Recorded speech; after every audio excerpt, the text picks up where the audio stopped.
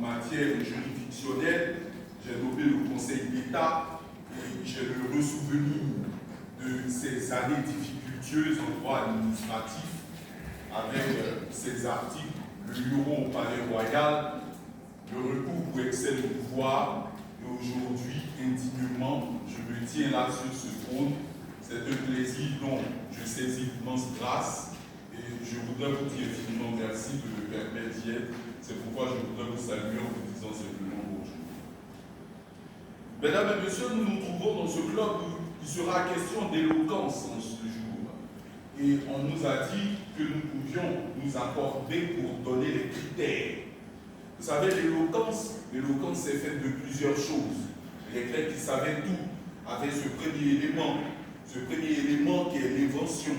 Les Romains l'ont appelé l'invention, c'est la recherche des arguments. Après, il a fallu structurer les arguments, c'est-à-dire la disposition. On disait disposition.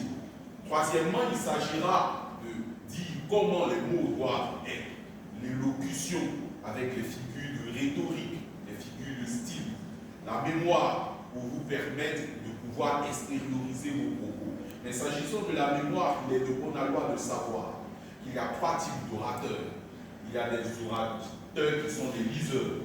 Dans un concours d'éloquence, ce n'est pas convenable qu'on s'y épanche. Il y a des orateurs de mémoire, c'est-à-dire qui ont passé des nuits intranquilles à pouvoir fignoler leurs paroles. Et enfin, il y a les improvisateurs, ceux-là qui se laissent aller à l'improvisation, comme je suis en train de le faire.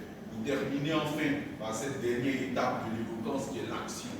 Les latins disaient actio et on l'appelait l'hypocrisis, c'est-à-dire le fait d'utiliser le regard, la voix, la gestuelle pour pouvoir convaincre. Tels seront les canons que nous allons demander aux différents participants d'avoir.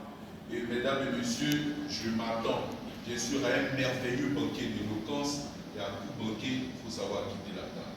Bonjour.